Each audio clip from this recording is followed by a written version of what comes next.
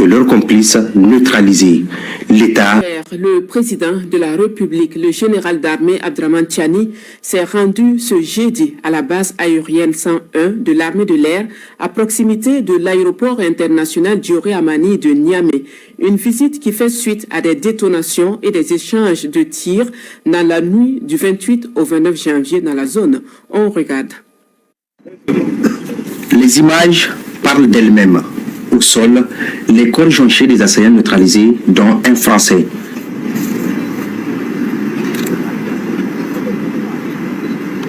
À leur côté, des armes de guerre et plusieurs motos utilisées lors de cette attaque barbare avec la présence des Français et plus loin, les complices interpellés désormais entre les mains des forces de défense et de sécurité. Ces images témoignent de la riposte immédiate et efficace des forces de défense et de sécurité. Très tôt ce matin, le président de la République, chef de l'État, chef suprême des armées, général d'armée Abdraman Tiani, s'est rendu sur les lieux visés à l'escadrille. À son arrivée, il a été accueilli par le ministre d'État, ministre de la Défense nationale, général d'armée Salif Moudi, et salué par la hiérarchie militaire. Sur place, le président de la République a tenu à constater personnellement l'ampleur de l'attaque et les résultats de l'intervention prompte des FDS. Une présence forte destinée à soutenir les forces engagées et rassurer les populations. Les FDS assurent que la situation est sous contrôle. Le dispositif de sécurité a tout de même été renforcé et la vigilance maximale demeure sur l'ensemble de la zone. Comme vous le savez, tôt ce matin, la base aérienne ou l'aéroport international Dioré Amani de façon plus large a fait l'objet d'une tentative d'infiltration par des mercenaires téléguidés.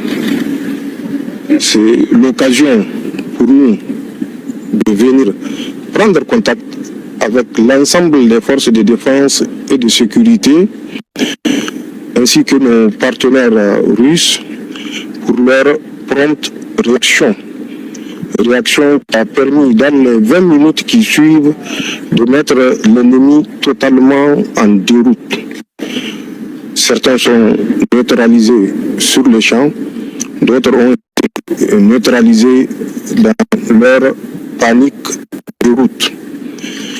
Nous félicitons l'ensemble des forces de défense et de sécurité qui ont su coordonner leur action, ainsi que les partenaires russes qui ont défendu avec professionnalisme leur secteur de sécurité.